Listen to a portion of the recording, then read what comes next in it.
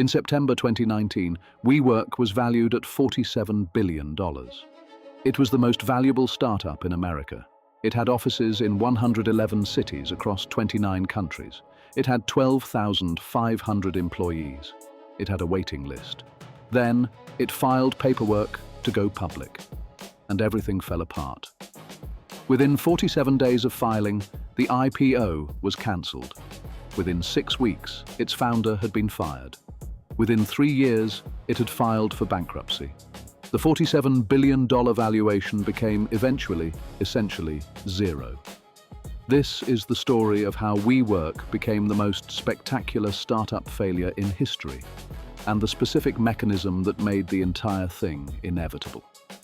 Adam Neumann arrived in New York in 2001 as a 22-year-old Israeli immigrant with no money and an almost delusional belief in his own vision.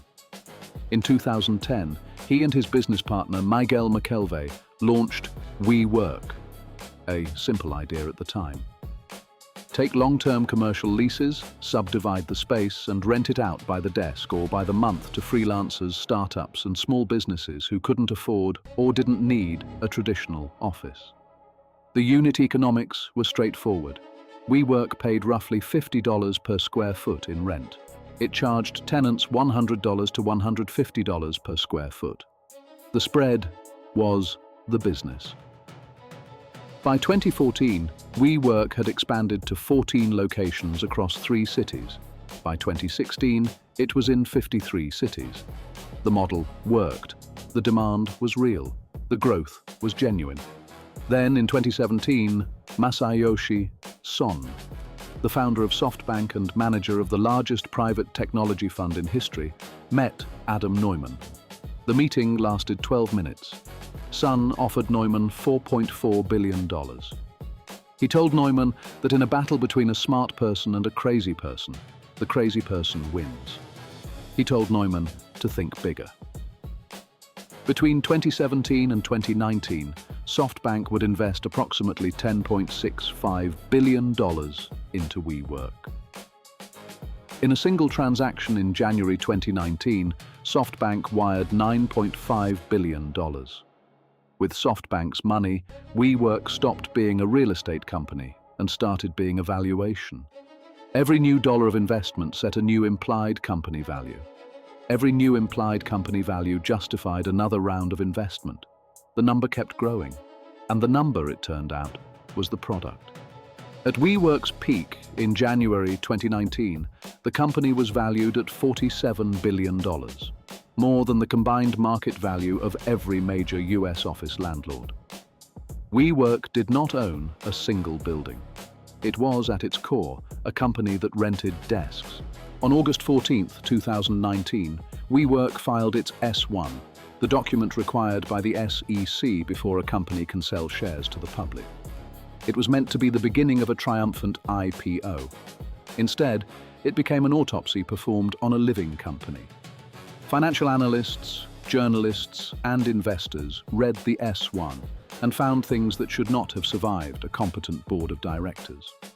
The S-1 revealed that WeWork had paid Adam Neumann $5.9 million to license the word "we," a trademark Neumann personally owned, back to his own company.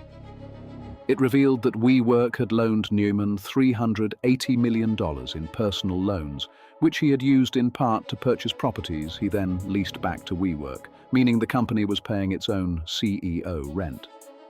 It revealed that Neumann had sold $700 million of his own WeWork shares before the IPO, while simultaneously telling employees and investors that the company's future was unlimited. And buried inside the filing's mission statement, WeWork described its purpose as, and this is a direct quote, "to elevate the world's consciousness." The market responded immediately.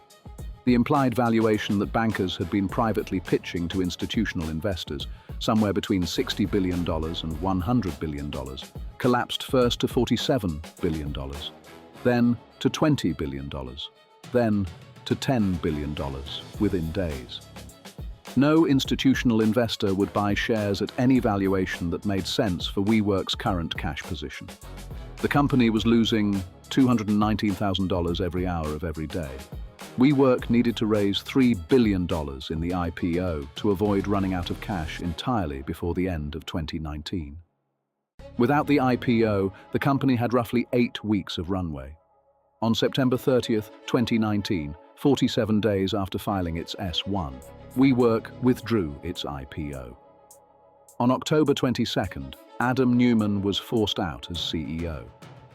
In exchange for leaving, WeWork's board paid him a $1.7 billion exit package, while simultaneously laying off 2,400 employees. With nowhere else to turn, SoftBank agreed to a $9.5 billion bailout package to keep WeWork alive. SoftBank now owned 80% of a company it had spent years overvaluing. The 2,400 employees who were laid off received no severance.